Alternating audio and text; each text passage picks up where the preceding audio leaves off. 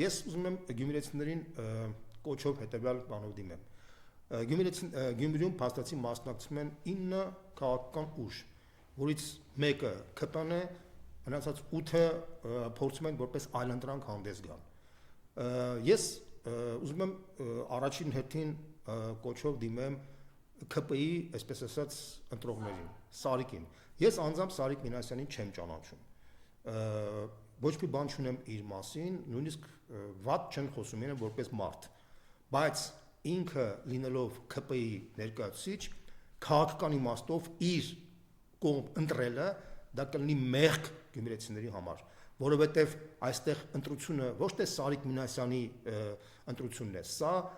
Նիկոլ Փաշինյանի իշխանության կողմ ընտրությունն է։ Եթե մարդիկ չհասկանան սա, մայելի գաղափար բցնեն, մեր տղայի խնդիրն, սա ձեր Սարիկը չէ, սա Նիկոլ Փաշինյանի Սարիկն է, սա Նիկոլի Սարիկն է։ Եվ այն մարդիկ, որոնք ուզում են իրենց ինքնախապեյությամբ ձևակերպել, որ ես ընտրում եմ ոչ թե ԿՊ-ին, այլ Սարիկին, իրանք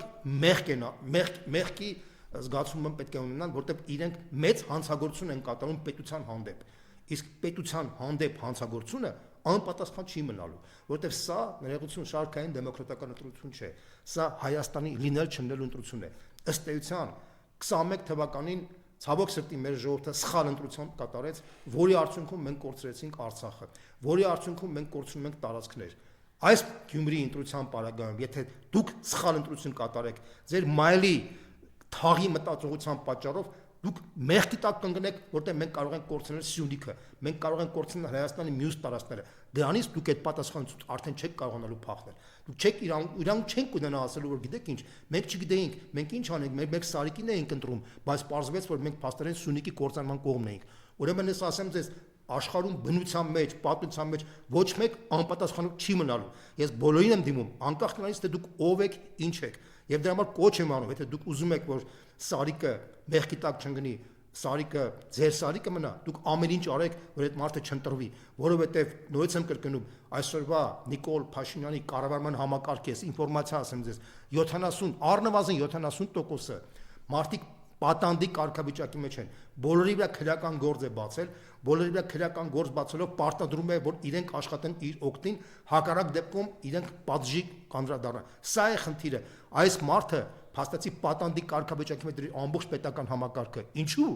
որովհետև ինքը հայտնվել է պատանդի կարգավիճակի մեջ Էրդողանի մոտ,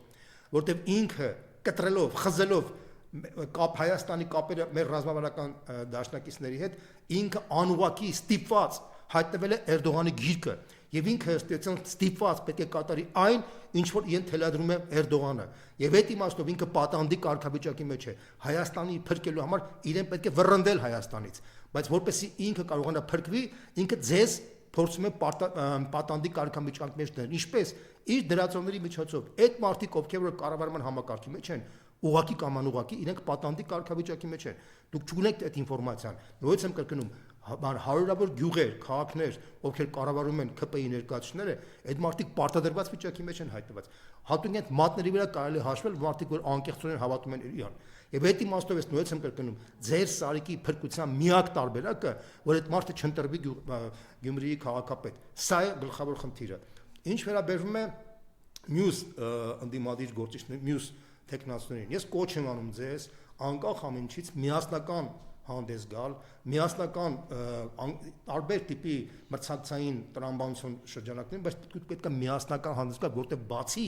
ձեր անձնական շահից, դուք պետք է հիշեք, որ կա Գյումրի քաղաքի շահը եւ կա Հայաստանի շահը, դա պետք է գերակա լինի բոլորի համար։ Ես որպես Մայր Հայաստանի ներկայացուցիչ իհարկե կցանկանամ, որ մեծ հաջողության հասնի Կարեն Սիմոնյանը, որտեղ Կարեն Սիմոնյանը այն եզակի մարդն է, ով լինելով բիզնեսի մարդ, գործարար,